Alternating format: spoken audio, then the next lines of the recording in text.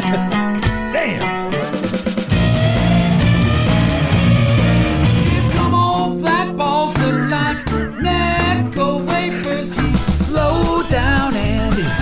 Don't you hurt yourself.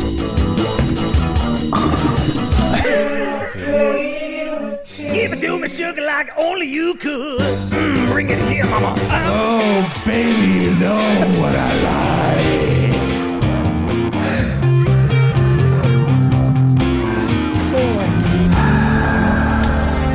And I think I'm going easy just as all around. Take me there. Take me there. Jericho! Oh! His voice is music to our ears. Look it up! Look it up! Gonna go down on my knees and ask that ninja surprise!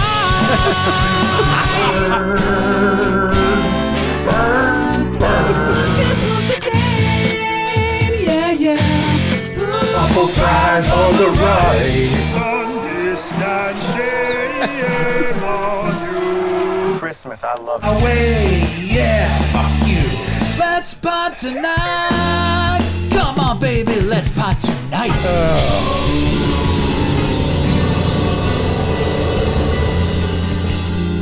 Wow. Oh, my Jeez. goodness. Yeah, that was great. Wow. Even an unreleased one in there that I detected. That was a surprise. That Yeah. was a ninja surprise. Although that wasn't it, but that was nice to hear. Wow. Well, welcome to Pot of Thunder, the recognized symbol of excellence in rock and roll podcasting, brought to you by Blue Microphones. They look great. They sound even better. And it is the official, as we're recording this, the 10th anniversary of Pot of Thunder. Unbelievable. Can you believe it? No. That just, that No. 2 minutes and 18 seconds that Nick put together took me back, boy. Took me back. Good enough to bring a tear to your eye. Woo. I don't know what to say. I could say this. Nope, I can't say that. Anyway, welcome to the program. Here we are. Not bad, Nick. Not bad, Nick. There you go. Not bad, Nick. Yes. Welcome to Pot of Thunder. It's your buddy Andy, America's little brother. Andy, you produce the show. Every week you play the drops, we love you so. Andy, you so crazy. Yes, it's your buddy Andy, America's little brother. I can't put a finger on that You one. can't either, Nick. Yeah, I didn't couldn't. know it either, actually. I'm sure the listeners know. The people lurking on the recording can chime in on the comments. But that's Candy, Iggy Pop, and Kate Oh. Pearson. Okay. Remember that song? I do not. You don't? No. Oh, my God. I can't believe it. What year? 90-something? 1990. 1990. Well, let's take a moment. Let's prepare ourselves for what we're about to see. As always, here he comes. Oh. Polka dancing his way across the podcast studio. Nick Polak has entered the program. There he is. Look at him go.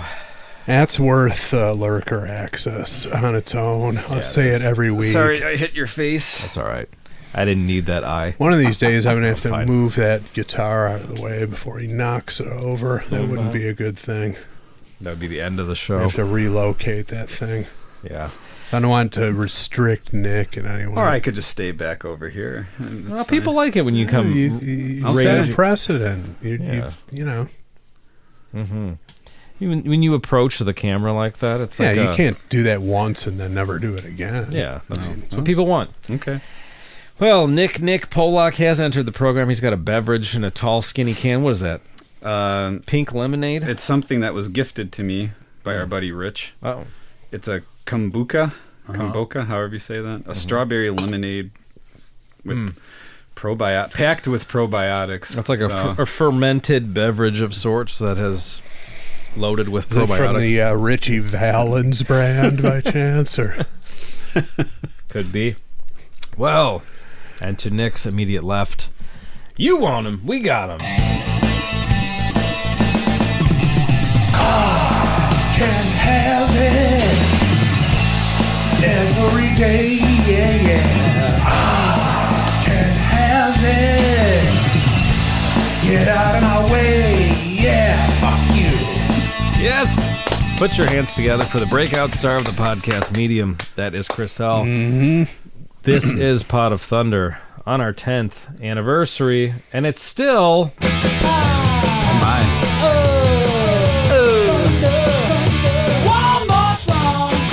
all month long. It is. Yeah. So, wow. 10 years. Oh my gosh. I know we kind of been talking about it over and over and over again, but here we are on our 10th anniversary. Yep. Nick's got something in a bag. No foil today. Nick's got a baggie. Are you going to toss it? Tossing it. Ah! Physical. is that violence. mine? That's yours, yeah. Is it baked? Not technically, but Is it fried? it's fried. Well, Close enough. Who wants to eat fried. tea? Who wants to eat baked treats with Fried me? treats.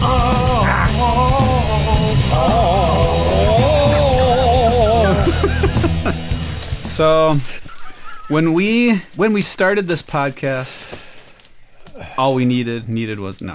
I'm just when we started this podcast, I remember bringing a box of Munster donuts. I think it was the first vaguely session, remember that, yeah. and then we called the studio Throat Donut Studio. We did. Yeah. So I made little munchkins. They're not sour cream because we didn't have any, so we used some honey vanilla yogurt instead. And it's a mashed potato donut. What the hell? A couple of munchkins. Mashed potato donut. Yeah, mashed potato is in the dough for it. Did you try this before you brought it over? I tried it. My wife and I tried them earlier just to see. Mm-hmm. We enjoyed them quite a bit. Is there an indentation of Mendoza's cock helmet in these mashed potatoes? Is that It was the secret? referenced. It's a Pot Against Humanity card, apparently. Trying to remember which episode. If I were a notary public, I would probably have access to that kind of stamp, but I don't. Is that the secret ingredient? So Glands lint. I don't know. Just me. Are you guys trying it? well, Chris is finishing his second one right now. Oh, Chris is wolfing them down over there. Okay. Well, we might as well just keep There's this. mashed potato in here? Yep. Yeah, you can't even taste it. Loaded Can't even taste the shit. garlic man. Let's play a clip, a 10th anniversary clip. Oh, sure. Next one that comes up here is from Michael Mancini. Oh, yeah, here we go. 5 strikes 10 must be Monday night. A decade of stupidity, but that's alright. Listen to Pound of Thunder tonight. Leave us a voice message tonight.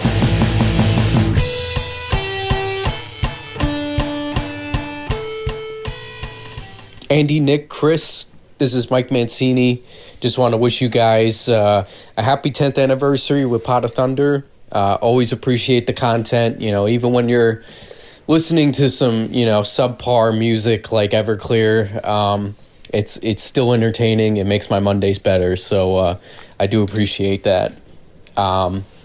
So quick story about how I got into Pot of Thunder. So back in around, I think 2018, I was doing a summer internship, and I was doing a lot of filing and boring work, stuff like that. So I want a podcast to listen to, and I ended up stumbling across you guys. And the first episode I listened to while I was at work was Kiss Never Enough.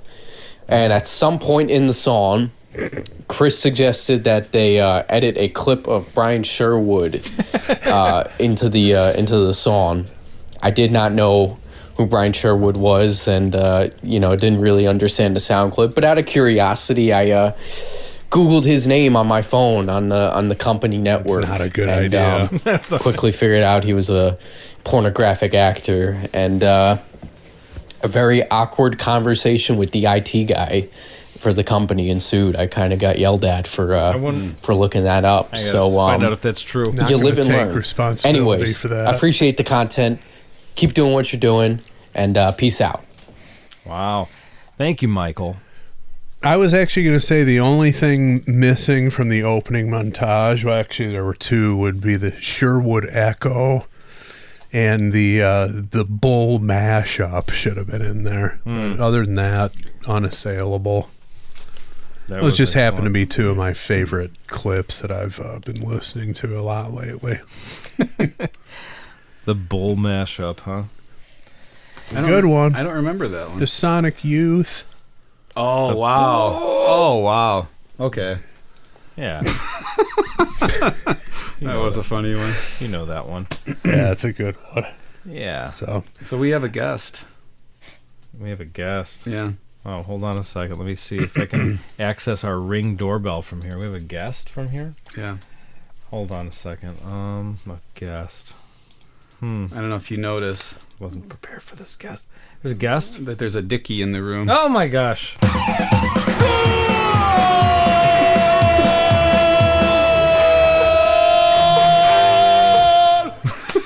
It's the only one I have. That works. I don't have the other one. But hey, Dr. Nick I've is returned. back for the Yes, first and- time in how many years? Oh, many. wow. I'm here on this occasion because I figured out. I've diagnosed you guys. I believe. I think I've nailed it down. Hang on a second. So I it's know gone from you diagnosing the artist to you diagnosing the guys in the room. Yeah. Okay. Yeah, because I already had. I've climbed those mountains. Okay. Then when I got to this Everestonian task in front of me, Yeah. I finally, I think, have nailed it down. I've diagnosed the treatment. I have no idea. That's going to take me another 10 years. Yeah. But I think I have it. There's a condition. The German word for it is Witzelsucht. I think I had some of that for dinner tonight. Well, I believe you guys have a healthy dose of that. And Okay, you want to I'm gonna elaborate? I will elaborate here. It's a rare neurological disorder characterized by the tendency to constantly make puns or tell inappropriate jokes or pointless stories in socially inappropriate situations. And there's only a German word for this. There's no English word. Is that right? Well, I mean, Or is you there an know, English word as well? No, not to my knowledge. Germans. Witzelsucht. There's no need for it I anywhere mean, else other than Germany and in this room. I've been listening every week for 10 years, and that's the only diagnosis that makes any sense. Well, I don't know why we have that issue. The Germans, it makes sense, but I don't know why we have that issue. I don't know if we've had as much trauma and as much shame in our past. Maybe that's what it is. Plenty more in our future, I'm sure. Oh, it's endless. It's not going anywhere. So- The shame. So I'm going to leave now. All right. I'm going to go work on the treatment now. Okay. All So right. I'll be back. Yeah, you do that. some point. Dr. Nick, you do that. We'll see you in a little while.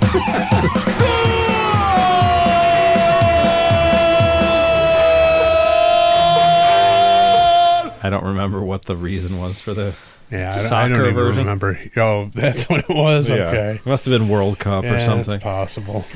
Yeah. Wow. So here we are. We got our treats. We're ready to go. It's Chris's pick from the random That is correct. list. Okay. Are we doing random or you got something special planned? Oh, no, random. Okay. Well, then. All right. Where are we up to on the list? How many submissions? We've had some new patrons join the fray. 679. It's not bad. Yeah. From, let's see. Give me a second here to get to the top. From 38 Special to ZZ Top. So we'll see where we land. Maybe one of those. Probably somewhere in the middle. Ticonderoga. I don't know if that's on the list. I Oh, should look. man. It should be on the list, but all right. Nick, get Yes. that sports machine.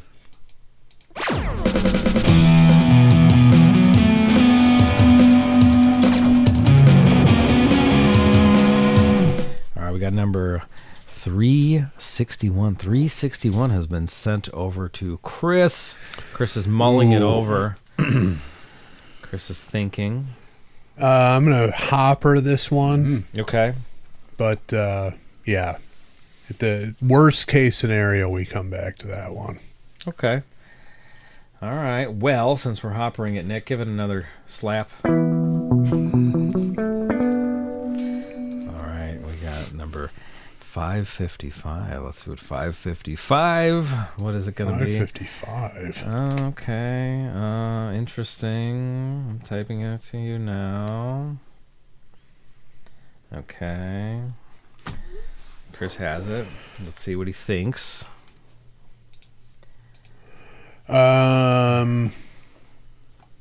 Normally I would hopper that, but because of the first hopper one, I'm just gonna straight up bushwick that one. But it's a pretty good one. Wow, but it's being bushwicked. Yeah. To the next trick. I just want to take that out of the mix, but I'm not bushwicking it because I don't like it. It's just not going to measure up to the first one for me tonight. So Okay. Well then, Nick, once more. Thank you. Very nice. Very nice. Dinner's done. We got number 421. Okay, let me type this one over to you, and we will be on our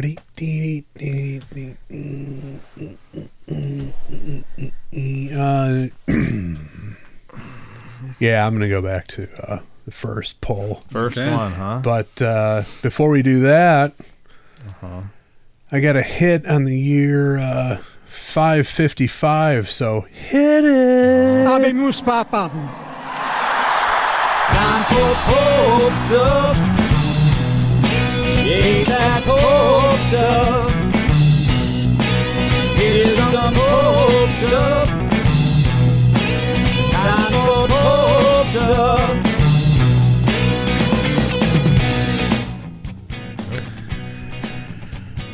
Okay.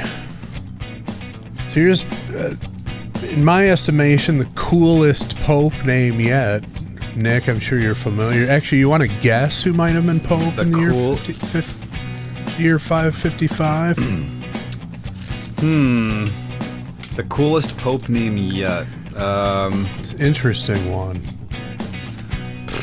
No, it's not.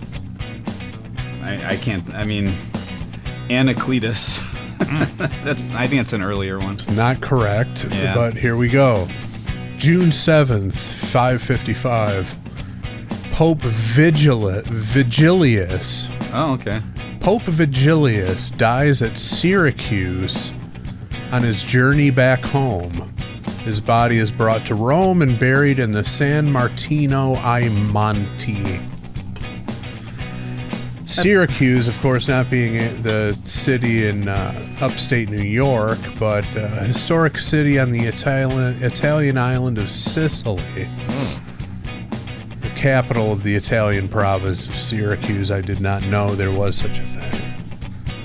So there you go. That's- Vigilius.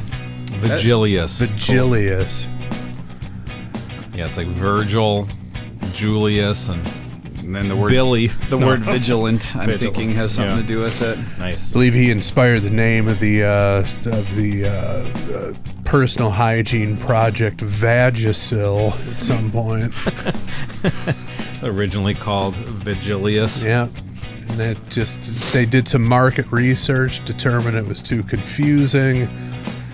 Just went straight Vagisil. That was the winner. So he was traveling, I'm assuming, not by ship, if it was in the same country, right? Well, it just says he was on his. Where is it? It dies at Syracuse on his journey back home. I don't know where he was coming from. What age was he? Did it say or no? It didn't say. You don't want to die on your journey back home. No. Die on the journey, not on the journey back home. If you're gonna die on a journey, you want it to be preferably once you're there, not on the way there, not on the way home, but sometime at the peak of your journey. That's when you kick the versus bucket. dying at some random rest stop in Sicily. He died at a Hardee's off the side of the highway in Syracuse. or a Cowgirl baseball cap in view. Yeah, the truck stop retail store. He just had a grabber in the apparel aisle. That's no way That to was do it. No, it's not. Because at that point, you just want to get home. Exactly. You enjoy your vacation or your whatever kind of. Probably it was business. I'm guessing more than pleasure, but Yeah. oh well. Some unfortunate Pope stuff news. Well, Chris, what are your thoughts on this song before we say what it is? Anything? Pretty iconic from Oh my. another 70s joint. I would be interested to hear if either of you guys have heard it or are familiar with it, but those in the know, the whole "if you know" thing, that's a popular saying these days, applies to this one. This is a iconic and, if possible, underrated song from the early 70s. Early 70s. Okay. Wow. All right. Want me to do the thing? I can do it. I know all the information. All right. Well, let's turn the microphone over to Chris Jericho. All right, Hannibal. This one's called Bad Motor Scooter, Off of Montrose. by the band. Montrose. Okay. Familiar with it, Nick? I've heard it. You've let me borrow the album before. Oh, okay. All right. There you go. I can't say that I'm like off the top of my head I can think of like the riff or anything like that, but familiar with it, sure. I think I know this one. I think, which is probably, there are people listening who are like, what do you mean you think you know it? But I think I know it, if I'm thinking of the correct Montrose song. Of course, we know this is Sammy Hagar. What's 1973? Yes, I believe so, yes. Wow.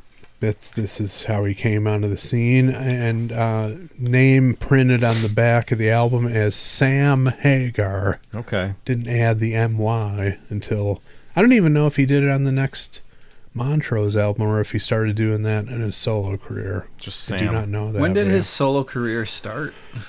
Was it- 76 maybe? Wow, okay.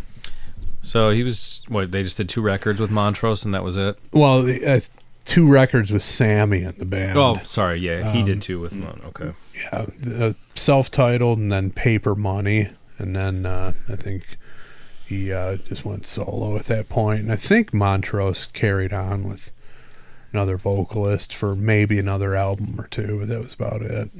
Okay.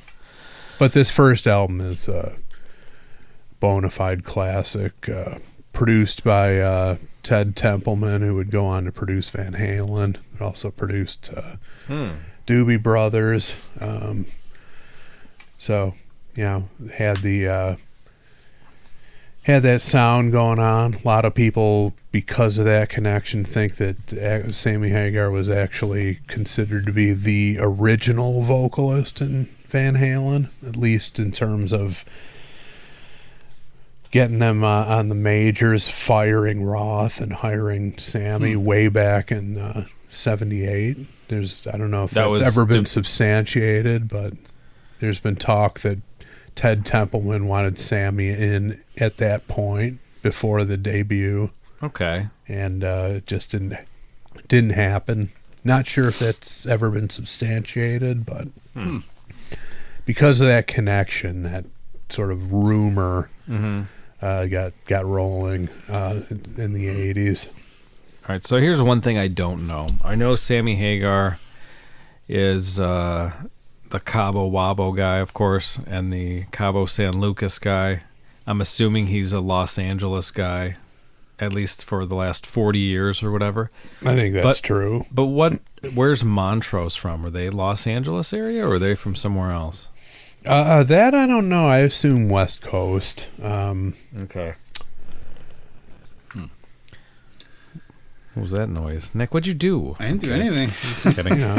I thought that was your stomach growling after your mashed potato donut. Did you have it? It was very good, thank you. Do we know where Sammy's from? I don't know. Sammy's got to be a California guy, right? I never really looked it up before. Well, I'm looking up Ronald Douglas Montrose. And man, I didn't realize that. I knew he passed away. I didn't realize it was 11 years ago. Yeah. Wow. He's from San Francisco.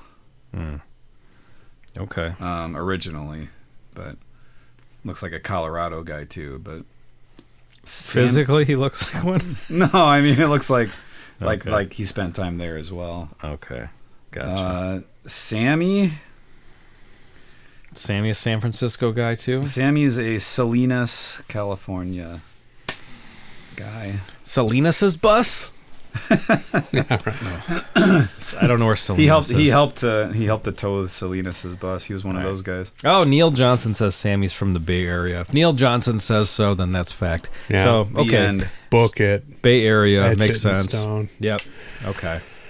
Yeah, Ronnie Montrose had played on the Edgar Winter Group album, They Only Come Out at Night, the one that has Frankenstein on it, the one that has Free Ride on it. So it's When's kind that of, from? Like I 1970? think I want to say 72. I want to say it predated this album. It could have been as early as 70, but I want to say it was a couple years into the decade. Okay. But that was another album that all the stoner older brothers on the block had, and you would look at it and had the band members on there, and you notice Ronnie Montrose on guitar, and then the next thing you know, he's got his own band out. So this is excuse me, 2 weeks in a row where we've got the non-singing guitar player being, that has the name being of the band. the titular member of the band. that is correct. I'm looking up this album because I'm curious. Curious about what? They Only Come Out at Night, also 1973. Oh, okay. How weird. All right. Okay.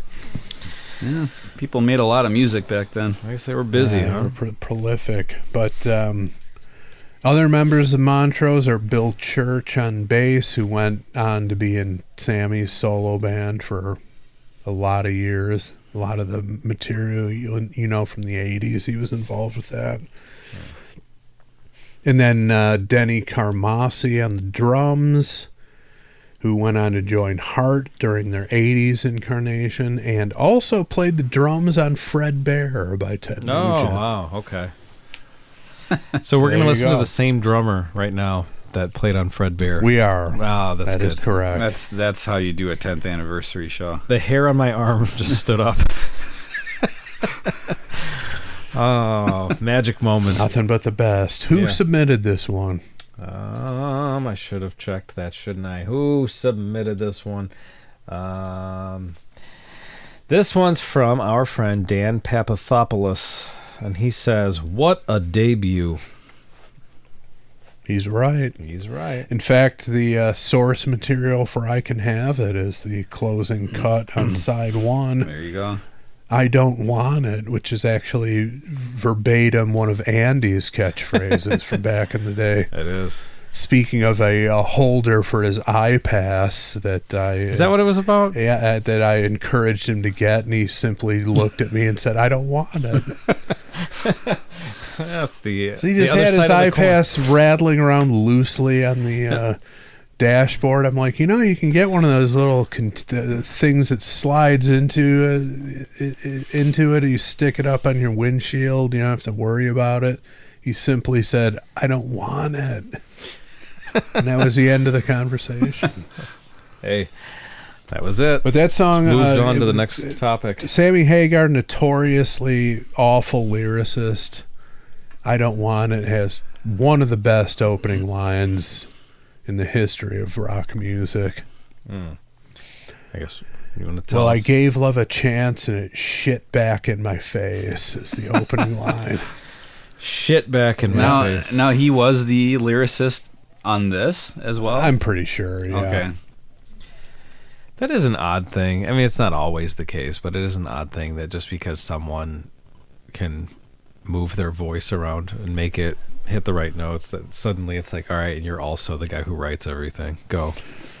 It's not always It's true. not, but I mean, it's just often the case when Yeah.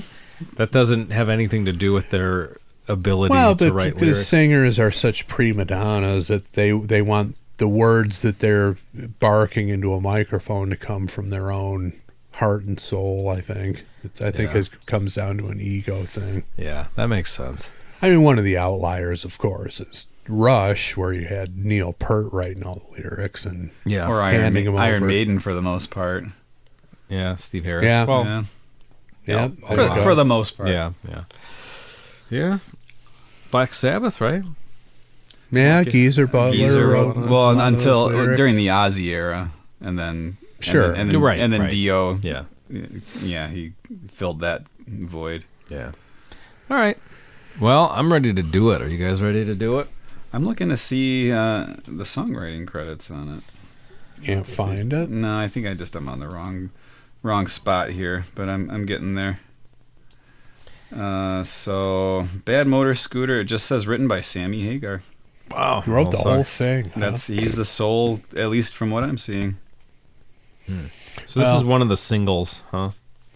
I don't know. Yeah, it looks to be a It single. looks like Rock Candy and Bad Motor Scooter. Man, Yeah, Rock Candy has got to be the signature song for the band. But yeah, I didn't know they put this out as a single. But yeah, most fans of hard rock, 70s variety especially, pretty much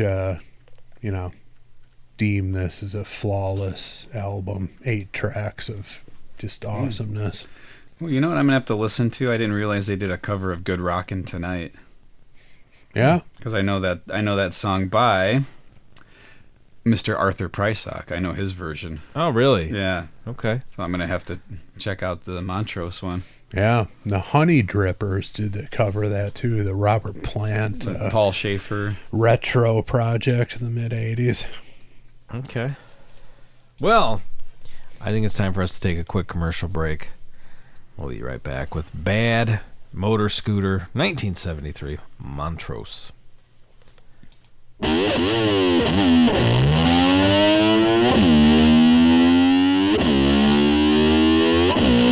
So you take that. Yep. You take the opening guitar riff from Hellraiser by Sweet. Mm-hmm. Suddenly, you're halfway to Kickstart My Heart. Yeah, right. That's what I was thinking. Not surprising. Yeah, and I mean the interesting thing is, you don't always like equipment, instruments, etc. that bands are known for, like playing live, that you sort of equate with them visually. It doesn't necessarily mean they use the same stuff in the studio. Yeah. But Ronnie Montrose was known to be a Les Paul player. You hear something like this, and you're like, well, it's got to be a Strat with a tremolo system on it to get that kind of effect, Yeah. down tuning and stuff. Could conceivably do that with the tuning peg on the headstock with a Les Paul, but it's not as easy to achieve as with a tremolo system. So I'm wondering if he ever, when they did this live, how he pulled it off. I think there's a live video Well, on YouTube. Possibly a pitch shifter pedal might have been. how did Satriani do it? Didn't they do it? Well, Satriani plays Ibanez guitar, so double locking tremolos all day long for him. So that makes sense. I just never equated Ronnie with as being a Strat player, especially back in the day. So I'm interested to know how he achieved this, and it could have been with a Fender in the studio and just figure out a way to do it on stage, or he might, for all I know, broke out a Strat on stage with Montrose. I don't know, but Well, here I go again over the last 10 years talking about this, but there's a pretty convincing motor sound achieved on by Steve Hackett in the Musical Box. And I'm pretty sure I think he plays a Les Paul on it, and just there's some sort of pedal effect that, because his feet were always, in those days he would be sitting while on stage, and Right. his feet are just kind of going all over the place. So there's Yeah. some sort of pedal effect. Could have been to a achieve pitch that. shifter back in the day, which would have been a very early example. But regardless, like Nick said, a prototypical simulation on the guitar of a auto or motorcycle engine. Pretty convincing. Throw in a bunch of fuzz tone and pretty cool certainly for the era. I think that was pretty. Never really heard that before, except for the Sweet song, of course. But yeah, he was quite the guitar hero back in the day. 5 years in advance of Van Halen. Mm-hmm.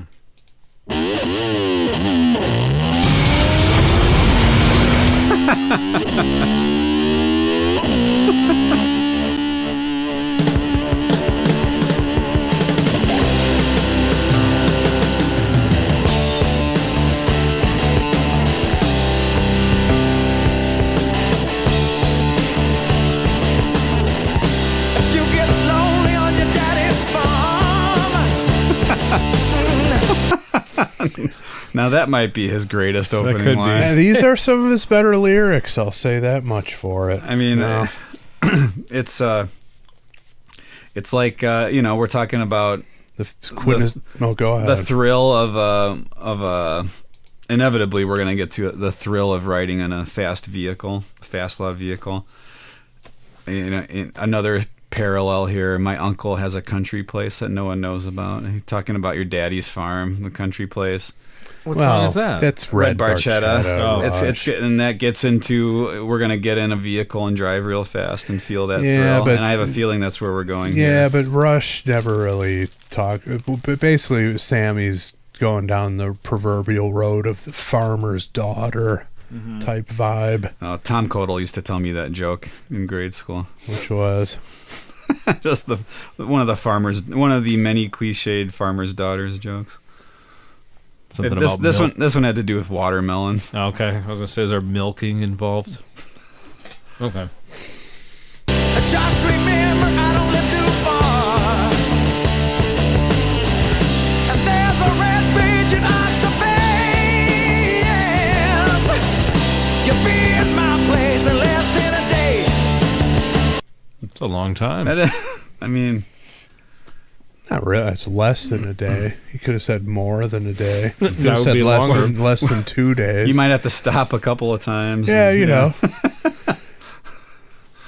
Take a leak, grab some chips, Red Bull, Yeah, keep you going. 5-hour energy for this trip. Yeah. What was the third line? The third line in that group of lyrics, I've never pinpointed exactly what he said. He said, "And there's a red bridge that arcs the bay."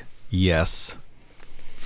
I've Is heard he that. talking about the Golden Gate? I'm Could that be guessing. it? Yeah. I'm assuming he's telling the truth about that. Are there farms near San Francisco? She's a with it- day away. With a day, it could be anywhere in California, up the Pacific Coast This Highway. could be Montana. Yeah, it could be anywhere a day.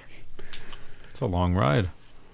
Yeah, Oh, less than a day. That could be 18 hours. it could be 20 minutes. Who knows? That's true. And also, it's 1973. So let me get this straight.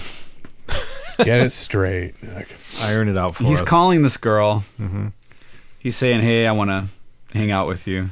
Whatever. Mm-hmm. Whatever he's got in mind. Yeah. Hey, why don't you drive here? Several hundred miles, quite possibly, Yeah. to come see me. Yeah. Is that how enticing is that for a woman?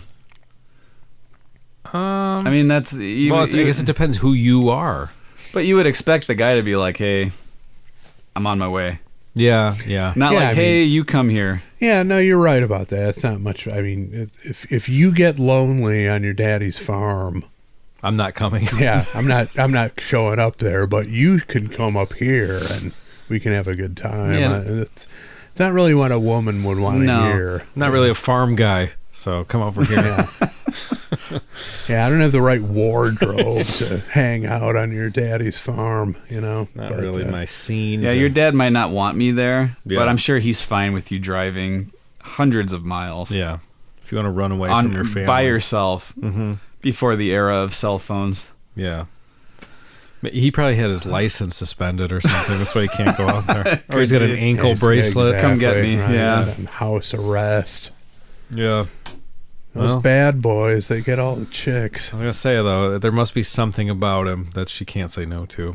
Or at least, Unless she does. well, I was going to say, at least We'll the see. thoughts in her head. We'll see if it happens. But yeah, I don't know what it is that he has, but let's find out. So get on your bed, motor scooter and ride.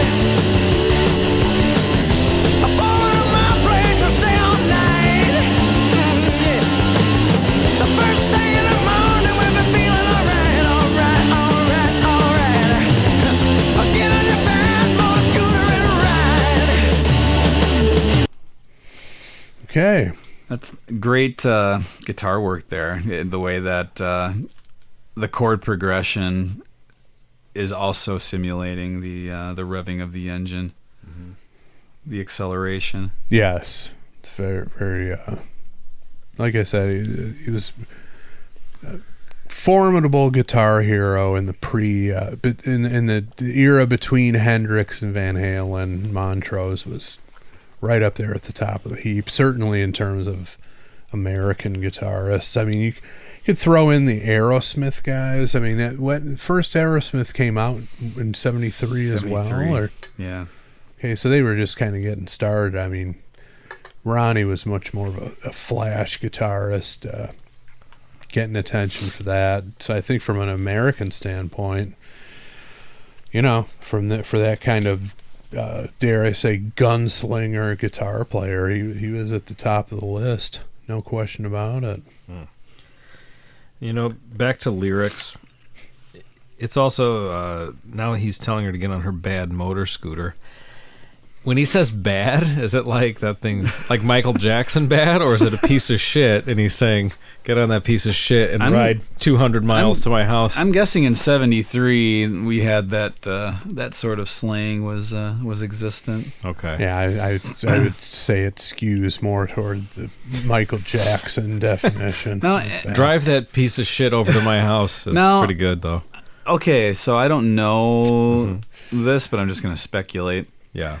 Is this one of those things where, you know, it's the title probably came from bad motor scooter being a sort of censored word for something that Andy would have etched on his wallet? Do you think that's where that came from? I don't know, because, well, you've got the Soundgarden album Bad Motor Finger, which I'm assuming that actually has the same three BMF, yeah. initials. I never thought of that. But I'm wondering if that's the case here. I have no clue. I like the term bad motor scooter. I just don't know where it would have come from. It's possible, but the way he, translates that into a little story going on here is pretty clever. Certainly for Sammy, who's not known for the quality of his lyrics. Yeah. Well, and another example in the Live Lou Rawls '66 album, he's doing a rap about a woman yelling at her man and calling him a jive melon farmer. So I mean, that's another thing that's leading me to believe that this could have just been like a censored version of saying something else, and then That it would kind make of took on a sense, life of yeah. its own. And then it just became... Because you Same don't hear people say that. You don't hear people call anything a bad motor scooter. But I like it though. I think it's cool. I like jive melon farmer. I'm going to say that tomorrow. What sound effects would you make on the guitar to simulate a jive melon farmer? Can't do it on the podcast. though. Yeah, exactly. I'll do it in private. Yeah, okay. But yeah, get on your bad motor scooter. It's like he's inviting her on a mission of certain death. Get on that piece of shit and ride over to my house Yeah, to get some penis from a redhead in San Francisco. I don't know how. Who could resist that? What woman would melt at such a suggestion? And you won't even be comfortable in an automobile. No. You're gonna be on a. I mean, the elements, there'd be bugs. You're hitting you in the face. getting hit by bugs. Yeah. Yeah, the farmer's daughter who's also a biker. Right? What a combo that is. And you're gonna have to do the thing where you put your hand down by the street to wave to the other people Signal. driving by that little signal that they've got for each other. Yeah, that is interesting. The And motorcycle. if you don't do that, I think the other guy gets mad. I think they turn around and chase you if you don't do it. I think so. Yeah. That and the Jeep wave. Those are the two. You have to do it or else you're out. Yeah. Person's going to be pissed off at you if you don't give the wave back. Are there any other vehicle waves other than motorcycle and Jeep? I'm not aware of Yeah, that. when we drive around in our Miata convertible, if we see another one, you're kind of obligated to wave at those people. You just wave, though, or is there a thing? No, it's just a wave. That's just because you know the guy across the street who has one. You just Well- waving to each other back and forth all afternoon. Yeah, exactly. Flashing our headlights at each other's houses. But no, I'm talking like random sightings, like So up on Miata has Highway it. 12 or whatever. Yeah, so that's a legit one, too. I mean, I don't get the impression that people in Chevy Malibus No. are waving at each other. You know, garden variety, boring American cars. Who cares if somebody else owns it? Because Yeah. everybody does. Yeah, there's just certain vehicles that for whatever reason, there's a community where you have to Yeah. wave to each other. But yeah, so he's got the combo biker chick, farmer's daughter. That's a handful. Yeah, what is he And thinking? he's trying to tell her what to do. She's gonna be upset most likely by the time she gets there. Yeah, first thing she's gonna do is kick him in his red penis. It's gonna be like in The Jerk where the stunt motorcycle performing lady throws her helmet at him and then kicks him or punches him or something. It'll be worth the 200-mile drive just to do that. She'll do that and turn immediately back around and drive back to her daddy's farm. Thrust her hips at him like in The Jerk right before she gets back on and leaves. I think that's exactly the scenario. And this guy doesn't even know it's coming. He thinks, she's coming all the way up here. She's at my beck and call. That's not how it's going to end for you. Ooh, the last time I seen your face,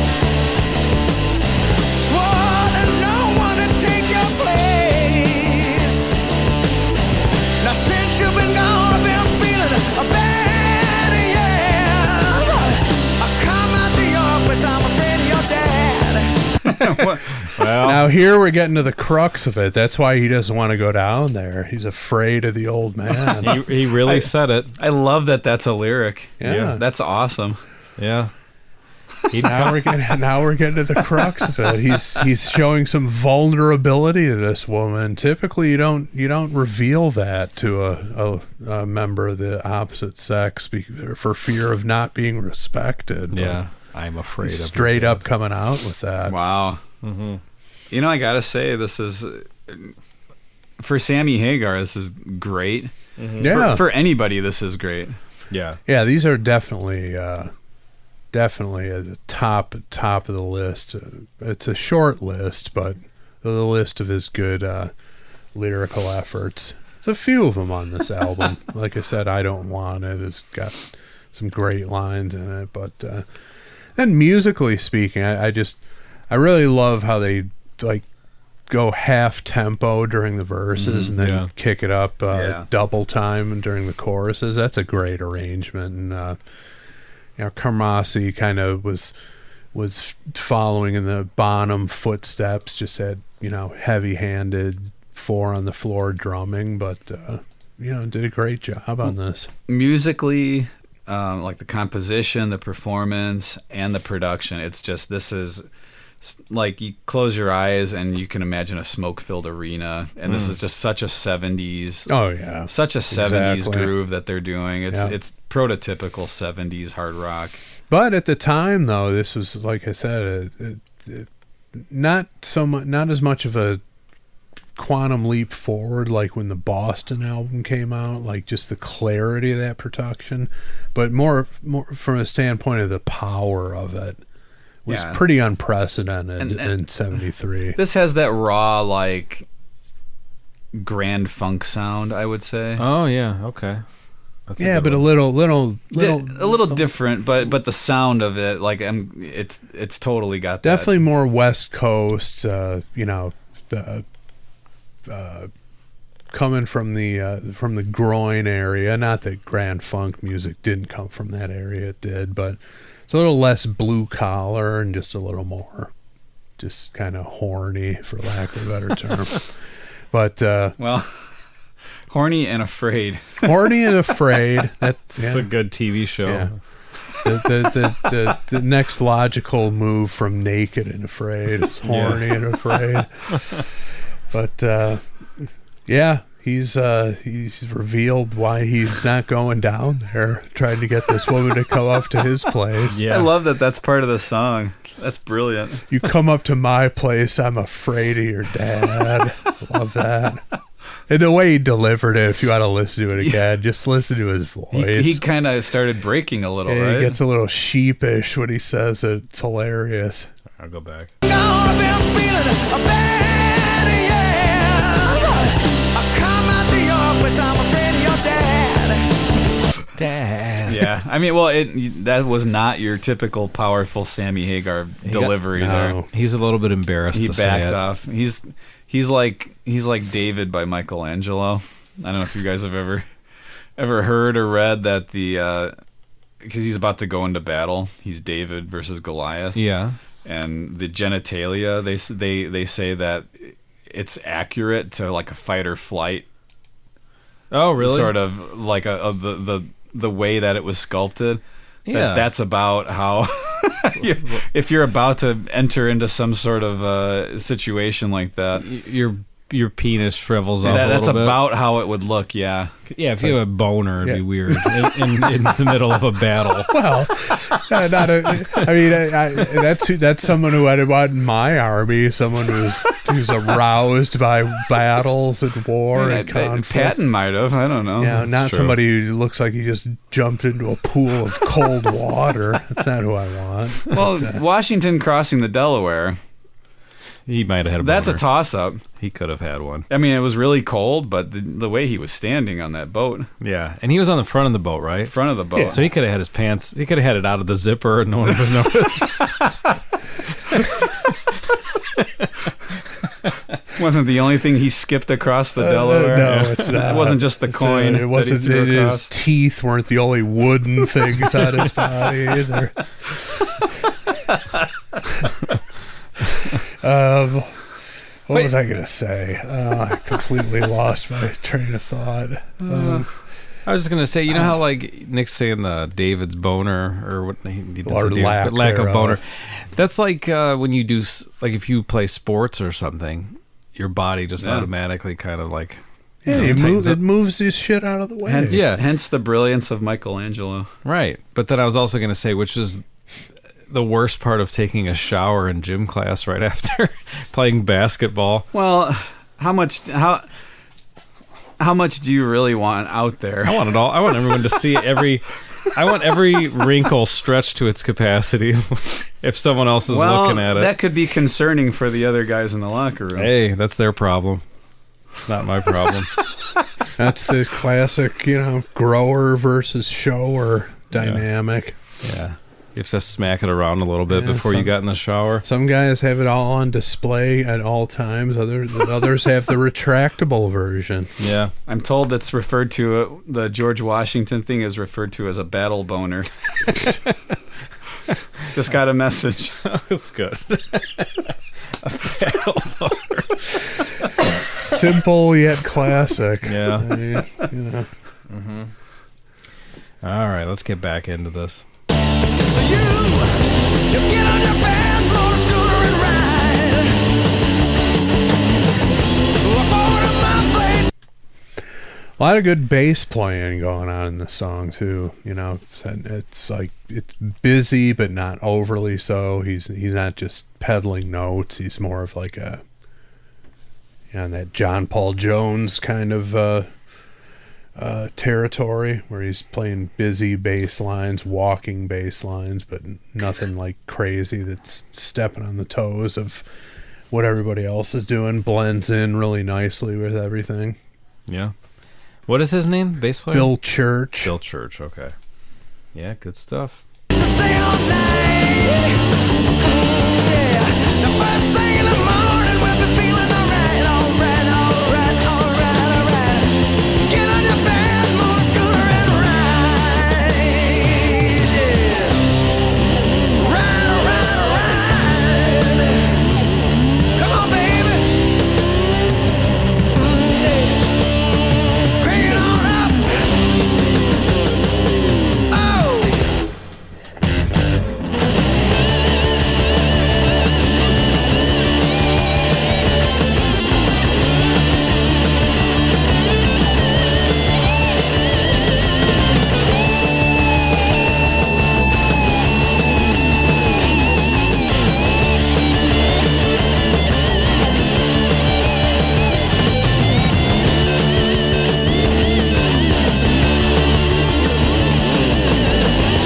Get on your bed, motor scooter and ride.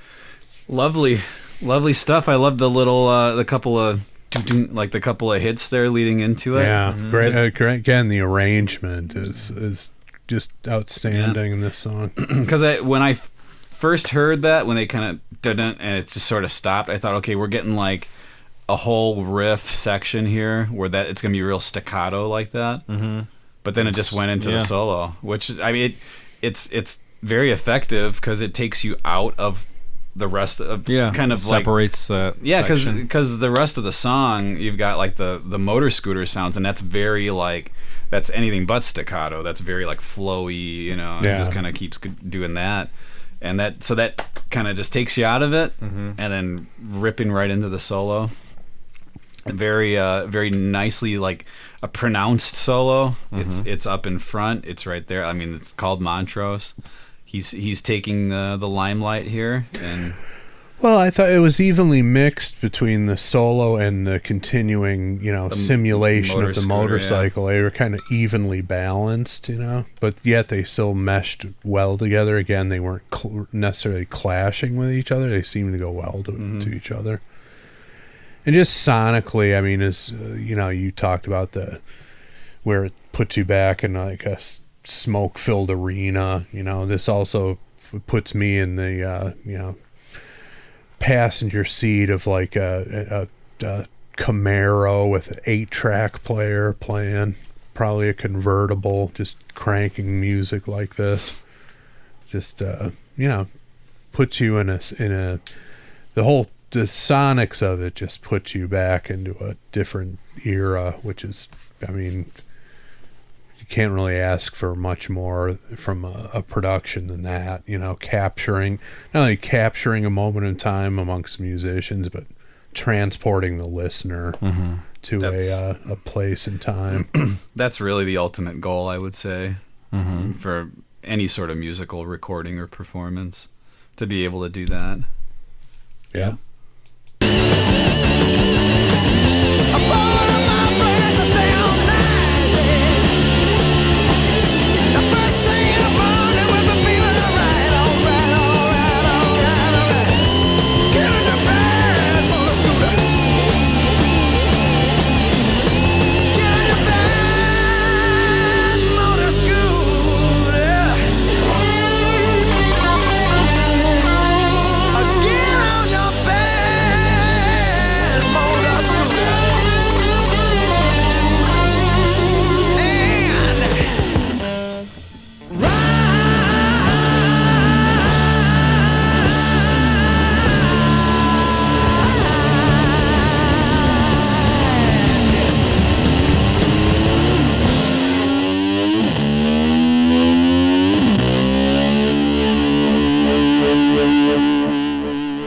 Same notes. It's exactly taken from this. 100%. And the Sweet song in the part right after that in the Motley Crue song. It's nice. It's just completely ripped. It's nice to just take a couple songs. Just take it completely. Yeah. And then make millions of dollars from just combining two songs. You know what I loved?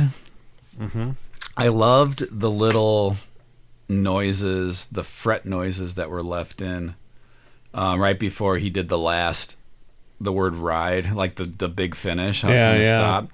I loved that you could hear all that. Yeah, exactly. I was thinking that too. Just like, you know, these guys are playing it live, and it's being captured. You know, Yeah.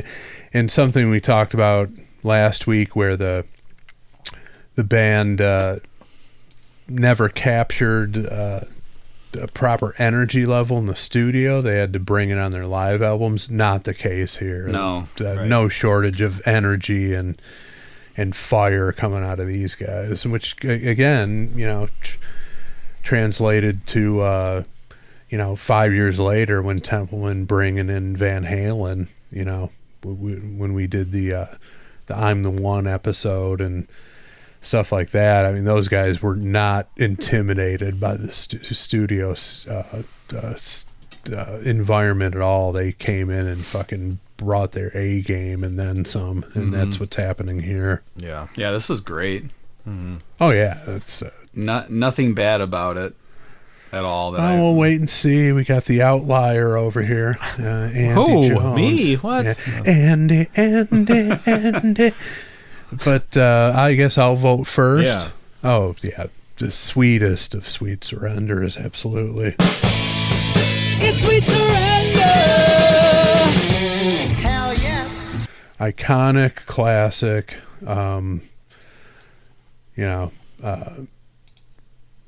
I said that Rock Candy was the signature song. It's probably true, but you can make a case for this being the signature song of Montrose as well. I like Rock Candy a lot, but I think that I like this one better, actually. I like it better. I think Rock Candy is a tad overrated for me. I mean, it's still damn good, but I actually, if I had to look back at the list, I would say Rock Candy is in the bottom third of the songs on this album in terms of how much I like it.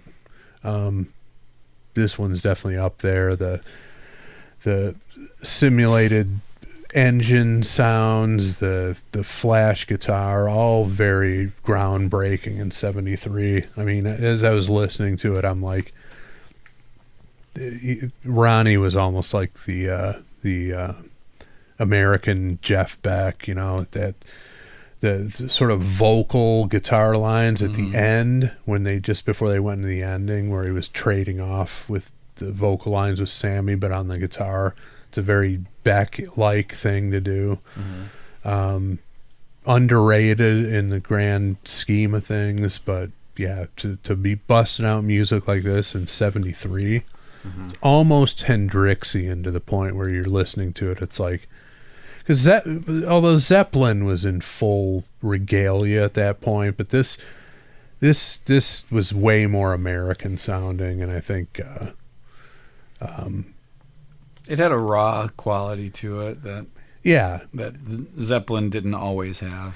Well, Zeppelin was by '73. They were definitely getting into more acoustic stuff and getting more experimental, whereas these guys were just doing the 4 on the floor thing. But just the simulated motorcycle engine on the guitar was something that was unprecedented back in the day, and just outstanding stuff. So. And then, not quite 20 years. Excuse me. Not quite 20 years later, you had Sammy Hagar on stage with Eddie Van Halen and a drill. Oh yeah. So it's true. I guess if you can carve that out to be one of the singers who the hotshot innovative guitar players want to play with, and that's not a bad thing. Yeah. Nick, very, very sweet surrender. It's sweet surrender. Hell yes. Loved it. Loved everything about it. It was raw, had a lot of energy, great tempo, great performances, great vocal. Chris mentioned the bass playing also. Yeah, I was paying more attention to that during like the second half of the song. And again, like I get sucked in by the lyrics sometimes, and this one had some pretty great lyrics, and kind of one of those which I enjoy for the most part. an unresolved storyline. Yeah. Could go anywhere. Doesn't look like it's going to be good ultimately. Yeah, it just kind of ended with Yeah. him revealing that he's afraid of her dad. That's probably Yeah. when she hung up on him at that point and just completely lost respect for him. That was another thing I was going to say.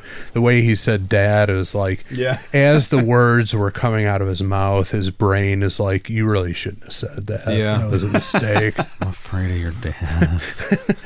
Yeah, that's not, you blew it. He went out on a limb hoping for a very specific reaction he that was blew it. unlikely It was to happen. An all or nothing scenario. He blew it. Yeah, big time. But I love that it's not, and I love hide your heart, but it's not hide your heart as far as storytelling goes.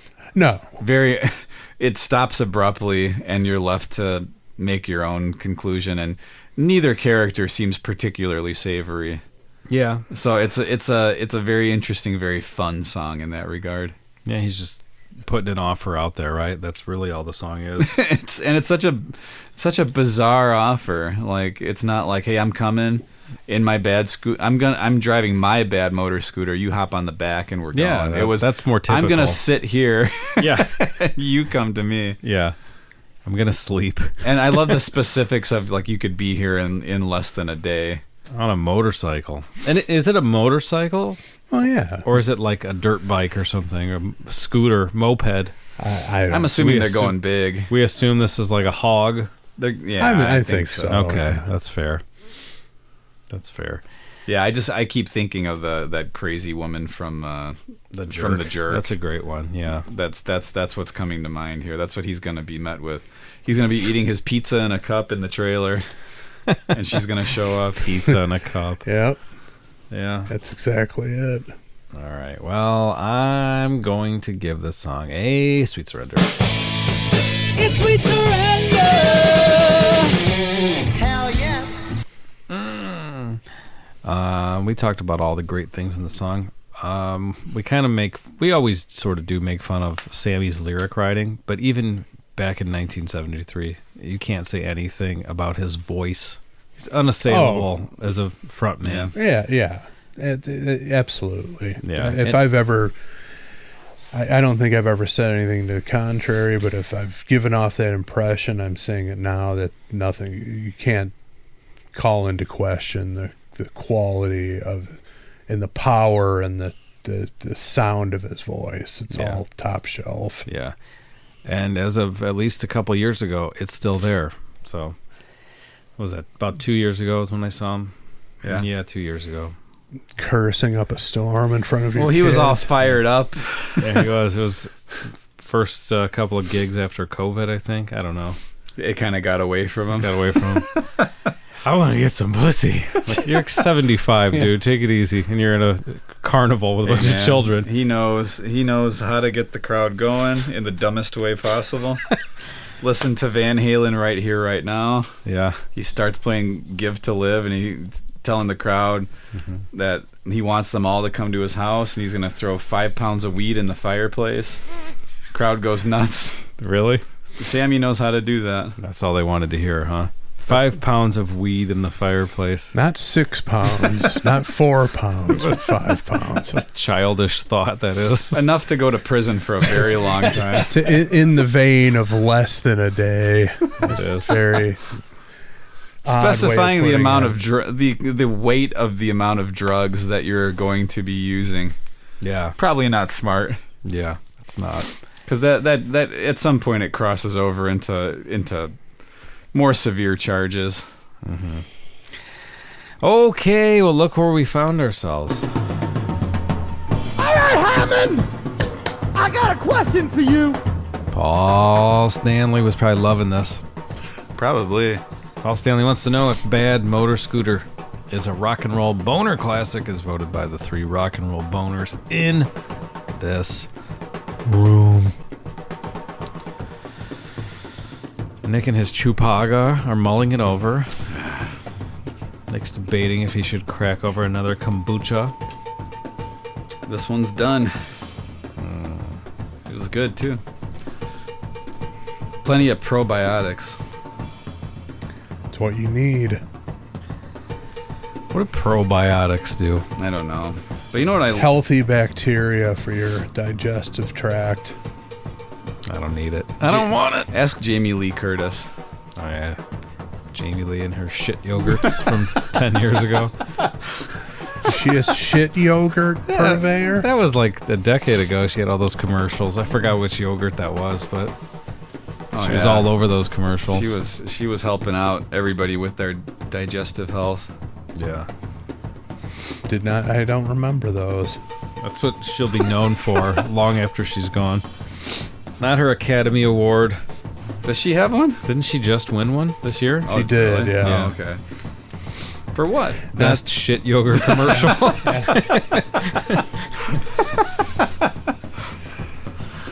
Yep. Not for Academy Award, not for getting her tits out in trading places, but the shit yogurt. Activia, they're telling us. It's Activia. Thank you, everybody. Yeah. Activia. I didn't know she was the spokesperson for that. Yeah, man. I don't think she is anymore. They ran out of money. She was probably going like 4 or 5 times a day. Well, you should make me the spokesperson for psyllium husks. Swear by that stuff. Every day? Or no? Fuck yeah. What do you take it in the morning? I take it, usually up to 3 servings before noon. I'm good for the day.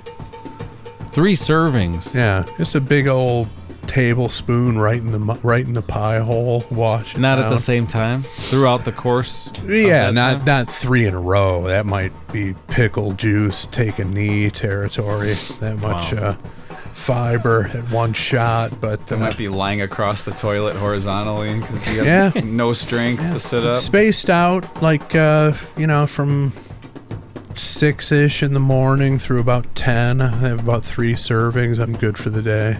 Wow. Swear by it. It's great. Chris and Jamie Lee Curtis. Was there an issue that you were going through before you started taking it? I was. That's when I started taking probiotics. I was, getting a lot of like bloating feeling, and I wasn't eating that great either. But it definitely helped. But making various adjustments has helped immensely. But the psyllium is definitely part of my daily regimen. I just want to know what warning signs I need to watch out for and when I need to get on the psyllium train. I would say if you're well, you've already described to me the quality of your dumps, and they're pretty low from what I can tell. I'm sure it was a specific instance, and I was painting a picture. I mean, Chris using some artistic license. Look, if Chris threw some of his at somebody in the bathroom, it would break a bone. And getting hit with a shot put. The other beauty, Chris does a hammer throw. He has to spin. And the other beautiful part about it is you grab it with your hand and throw it at somebody, and then you'd look at your hand. It would be as if there was never a piece of shit in there. Wow. You could just go eat a bag of Doritos without washing your hands. No problem. I will take a massive psyllium dump, do one wipe, and there will be nothing on the paper. It is incredible when that happens. It could be a regular thing if you get on the husk train. Didn't you let Andy borrow your container years ago? I think maybe I thought that did. happened. I don't know. Andy didn't. No, I don't think so. I thought think, it.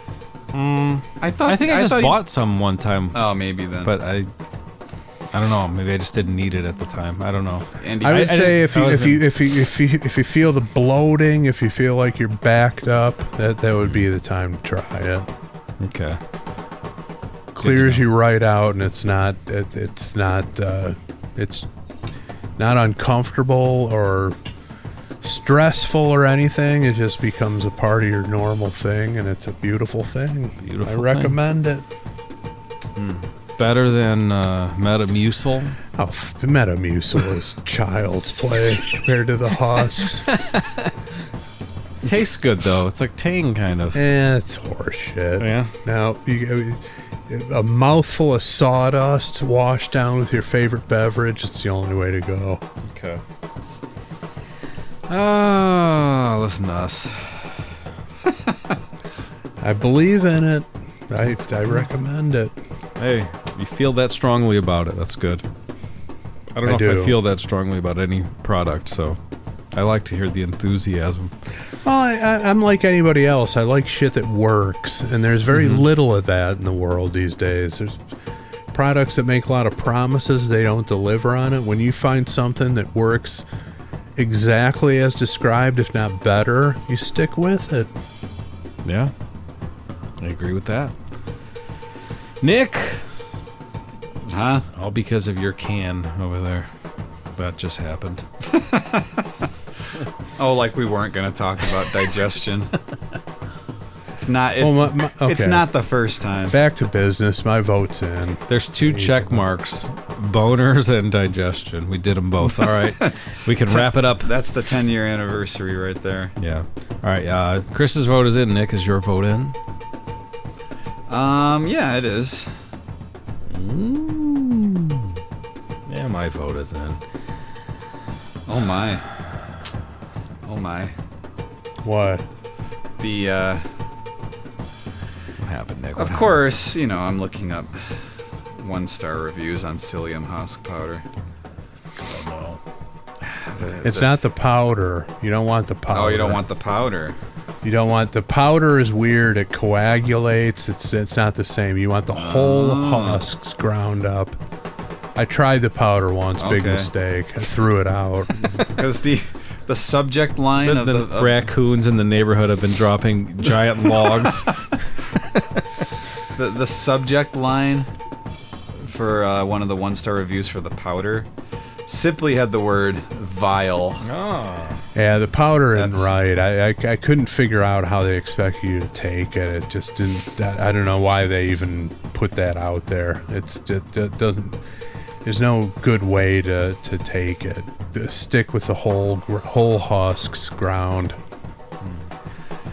Good to know. All right. Nick, you ready? Yeah, can I go second? Sure. Chris, Okay. Nick, Andy? Yeah. All right. Yeah. Rock. Battle. Boner.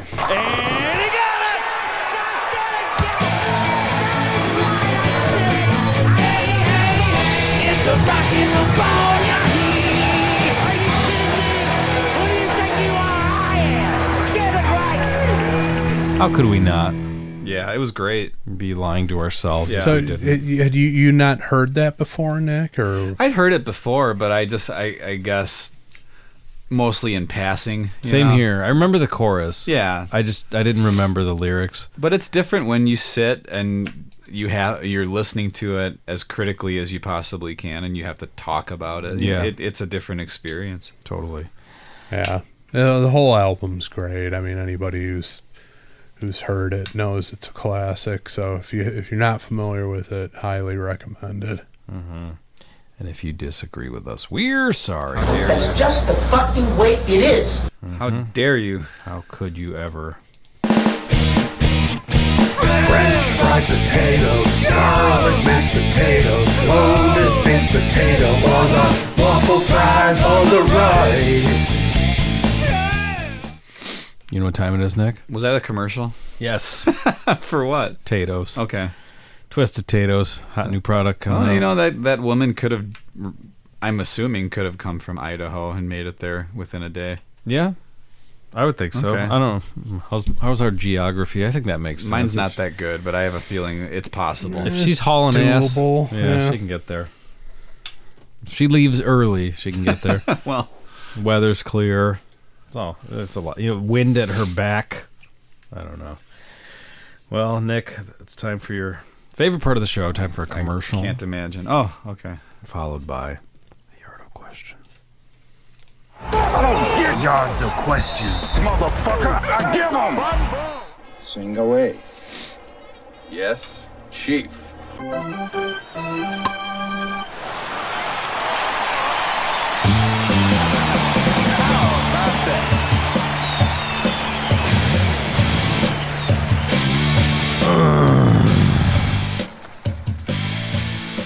Tom Selleck. Why don't you get a reverse mortgage? What do you say? He'd say yes to it. Every time you see him now, it's reverse mortgage commercials. Come on. He's graduated. Come on, give him a call. Bilking the elderly. He's graduated to elderly. Let's just call it elder abuse at this point. Well, come on, give him a call. That's how he is. I think in that we can commercial. all agree, though, that no one is dipped lower or is more shameless about just completely bilking the elderly than Montel Williams. That shit he was involved in. What was he doing? I don't remember. I'm trying to remember, but I just remember seeing those ads and just like, how can you live with yourself? Wow. Putting this shit. yeah, I know. out And like there. Namath is in. Oh, yeah. One. Yeah. Namath's all over that scene. Yeah, I Frank think. Thomas will be soon. Give him time. Well, until he's done with the lumber pills he's been pimping. Lumber pills. The man-tastic or man-boosting formula. That's that one of what my they say? favorite phrases. Yeah. Did they say that? Yep, man-boosting formula. Wow. His George Washington pills. Yeah. Mm-hmm.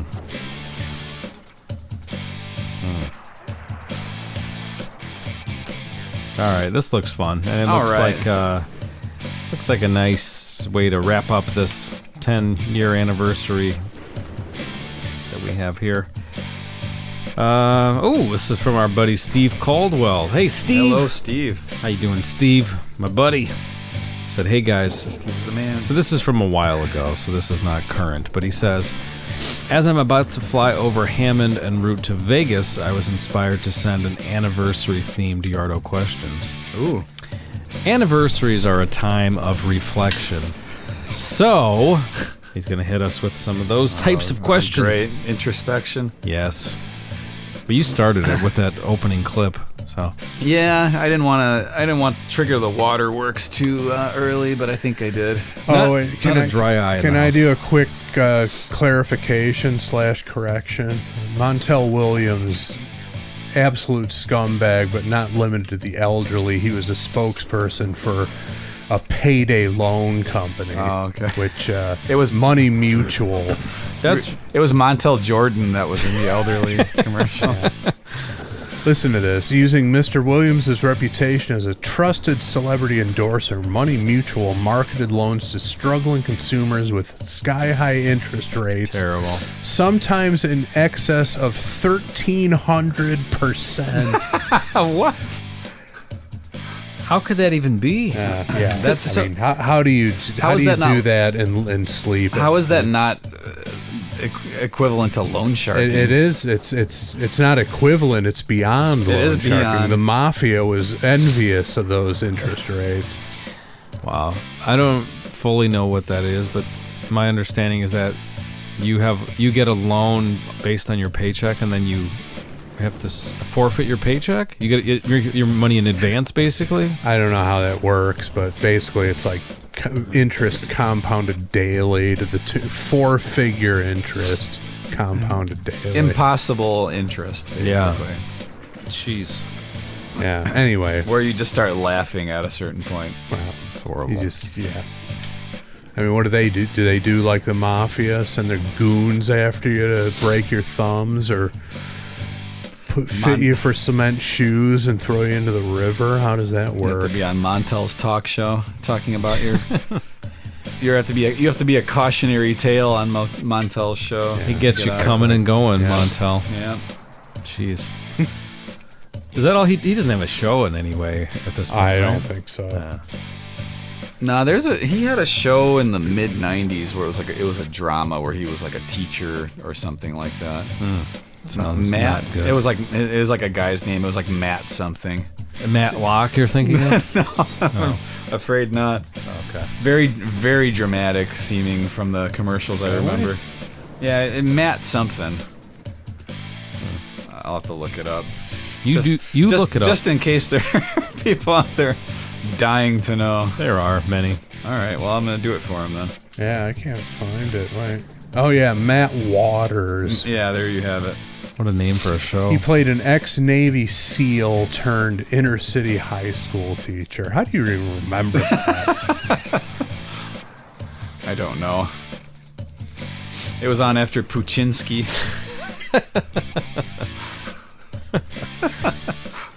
That was the new TGIF. All right. Question 1 from Steve.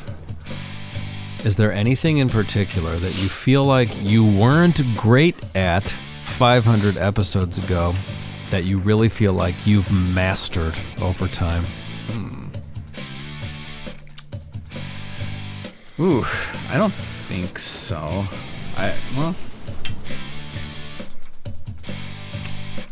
I think we're better at firing off jokes off the cuff. I think we've done that since episode 1, but I think I'm not sure you guys can correct me if I'm wrong if you didn't feel this way, but I'm not sure that I thought that there was going to be so much of a comedic element to the show, which I'm glad there is. Makes it more fun for us, and then hopefully the listeners, and then the production bits. Obviously, I didn't necessarily envision doing those, but we've gotten in that groove. It's pretty good, so that would be my vote. Nicholas? It's I don't know that we're so much better at it now. But I will say we've got the benefit of 500 episodes behind us. So there's an entire, I guess if you want to call it a canon that's been established. Yeah. Running gags, familiarity. Sure. That's huge, in my opinion. But whether we're better at it, I don't know. I guess I'd have to go listen. Yeah. I remember someone telling me that we were not angrier, but we were a little more brutal toward whatever we were listening to and talking about. That makes sense. So maybe we're better at something that I've said before that I think holds true is that we really do try to come from a place of appreciation whenever possible. It's true. Like I don't want to be a podcast where it's like, oh, like you're gonna put out the name of the title of the podcast will be something very provocative, and it's gonna be very clickbaity, and it's gonna, oh man, these guys are gonna say something like that. These guys are gonna say something publicly that I would only think, something like that. Well, like sometimes we do that. Well, we do that, but we don't. We don't advertise it as we're gonna say we're gonna just completely tear apart. Well, once in a while. Sometimes we do. Yeah. The Billy Joel episode, Right, it was like, one. yes, this is what we're going to do. But by and large, no. I think we always try to come from a place where we're ready to appreciate what's coming. In fact, didn't we typically end Pot of Thunder month with an evisceration? That's not happening this year, obviously. It's too late, Well, but there's always June. yeah, I mean, we can do whatever we want. I think that's but- the next one. Is that the next Pot of Thunder? Yeah. On the calendar, yeah. Oh, okay. Good to know. Okay. Question 2. Rage music. Look it up. Time for a baked treat. What's your favorite audio drop from throughout the show's history? Interesting. Look it up is hard to beat. Just for I don't ever use it anymore, but we used it so often in the KISS days, and it's so useful because there's always an unanswered question. Right. And it's just funny. It's funny. You got your phone handy. You can look anything up you want. We don't research anything in advance. It's not planned out, so it definitely comes in handy. Man, it's just that montage that Nick unleashed to open the show. There were a couple that I was just cracking up at. I'm trying to remember which one I like the most. One that we haven't had in a while, and it doesn't really count because I'm gonna answer this question as something that we've actually recorded ourselves, not just like a drop that we got from somewhere else, but the Pat Morita prototype drop that got us through That was a big one. for many years. That was, we used that, for probably 4 years or more. Yeah, and Every episode. funny every time. Yeah. I guess I'd have to vote for Going Pee simply because it's my ringtone. So, I mean, if I didn't like it more than anything else, something else would be my ringtone. Yeah. So, that's Going my Pee. vote. Well, it's not necessarily a sound drop. But my favorite thing, it had to do with sound drops. So, yeah, not regular recurring ones, but ones that happened and we talked about, whatever. What I like to call the $100 trio, as opposed to the $1 million quartet. Oh, yeah. The alter ego personas of Diminutive Andrew, Nicardo Honez, and the Big Thropper. And maybe my favorite thing, I don't know why, I just find it hilarious, is Peckerwood Mama. That's the one. I thought it was just something about that. It just to me came out hilarious. Maybe the most outlandish thing. It's completely outlandish. Yeah. Yeah. That to me, just the fact that those personas came about, and that that song happened, and that was just a little aside. That's that blues guitar part was something that for years was just kind of sitting there. Nothing happened with it. Okay. So it was really nice to be able to go back and Give it a rework home. and finish something. Yeah. That's nice. I didn't realize that. That was going to be a Flying Aaron song. Oh, it was? It Oh, I was. didn't know that. Yeah, that blues part. What was the name of the song? Aaron Gets Out. And the whole concept was that Aaron gets 2 or 3 life sentences and finishes it and gets out. I remember that idea. That now. was going to be the storyline of the song. Yeah. Never happened, but very pleased to have done that. So that it's just so outlandish and ridiculous. I just thought it was funny. It's funny. I like it. I'm looking here on our chat. Let's see. We got Pope Stuff, Going Pee, Pope Stuff, Hotter Than Grape. Oh yeah, that's the all-time best right there. Look it up. You better watch out because I'm a sports machine. Oh wow, yeah. So those are the classics.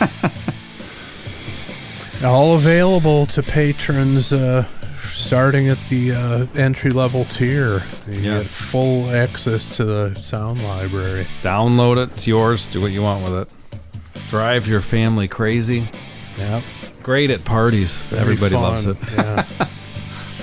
Yeah. Question 3. I'm sure it's tough to pinpoint. Oh, okay. I'm sorry. I'm sure it's tough to pinpoint the absolute best, but what's one time that one of the other guys has really made you laugh? The kind of laughter that makes you think this is why we're still doing this after 500 episodes. And while you think about that, Wait, what was there a timetable? Could be anywhere in the show? Anywhere. Or just an example Anytime. of a line that came out. Well, or Nick, I might be stealing Nick's, but Andy's ring bearer tuxedo line in the Hall of the Mountain King was just it leveled both of us. that was number one for sure. wasn't Jay there too? No, I don't think so. Oh, maybe he just sent me a message Think about so. Yeah. it. Okay, that's what it was. Yeah, that It's was just the 3 of us. That was number Yeah. one. That leveled both of us. No question Absolutely. about it. That's good. Trying to think of what my favorite Nick zinger is. There have been many. I mean, I was there. It's great. And most episodes have that moment. Not all of them. We don't always achieve that. But like today, we did. You gotta We're- laugh. With the George Washington conversation. Yeah. The battle boner thing. That did it. Yeah. So I mean, it happens with decent regularity, I would say. Kind of like psyllium husk. It occurs with regularity. Yeah. That's what you know. I don't know. One that always kills me, still does, and it had nothing to do with anything. It was an earlier episode, and Andy was saying something about, it might have been SeaWorld, and the allegations of them mistreating animals, and we were talking about commercials on TV, you know, like local antenna commercials where they're showing these animals in these very rough conditions, which is not funny. Yeah. But the way Chris said it still makes me laugh, where he said, he was like basically putting words into the animal's mouth. He's like, why do they keep kicking me? And just the way he said it, I just remember it killed me, and it still does when I think about he it. references that often. That one was great. Yeah. But I mean, there've been a lot. I'd really have to sit here and think. I guess I talk about it all the time, and I guess the reason why it didn't spring to my mind because it's not necessarily uproarious laughter when he said it, but it was funny, but it was also just how he just so accurately painted the picture and put all the puzzle pieces together. Was, of course, he's circling the block line from the Take It Off. That was huge. Yeah, that was a big one. That was a profound revelation. It was a profound revelation, but he nailed the vibe of the guy and just said it in such a funny way that's top of the list for me for Nick, of course, but. The ring bearer tuxedo line that's might the be the best of all time. That just leveled both of us the instant you said it. That was good. Fucking hilarious. Steve says, congratulations on 500 episodes. And forget about 500 more. Here's hoping you keep at it long enough to eventually warrant a seemingly endless end of the pod world tour. Take care, Steve Caldwell. Thank you, Steve. That's very sweet. Thank you so Always much. lovely to hear from you. Yeah. Thank you very much. And if you want to submit a Yardo questions, go to podofthunder.com. Click that little widget and make it happen. That's something you can still do without ponying up to be a patron, so have at it. Yeah. Give him a call. Not that we don't want you to pony up and be a patron, but you don't have to you don't have to do that in order to submit Yarda questions, and the show is available to you like it always has been. So, and ask someone who is a patron if they feel it's worth their while. Get some honest feedback ahead of time. Yeah, there you go. Find out. Hopefully it is. Find a buddy for the people who have signed up. We're doing what we can. Doing our best. Alrighty. Well, debating here. All right, thank you for listening. We'll be back next week with more pod. Wait, what were you debating? What clip I'm going to press right now? Oh, okay. All right. I'm looking forward to it. It's so quiet.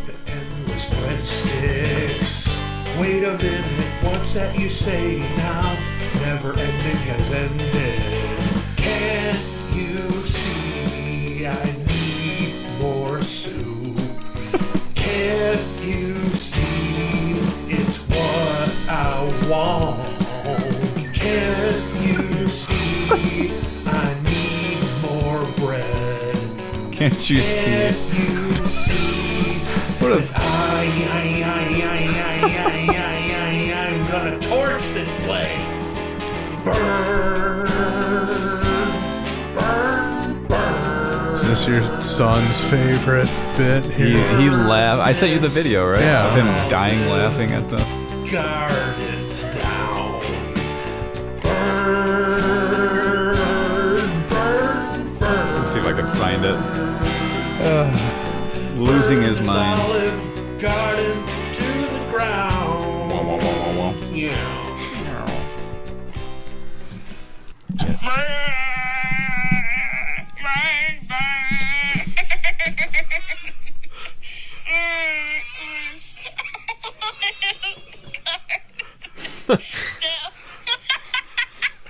Big laughs. Completely lost it. People of all ages love that bit. Yep.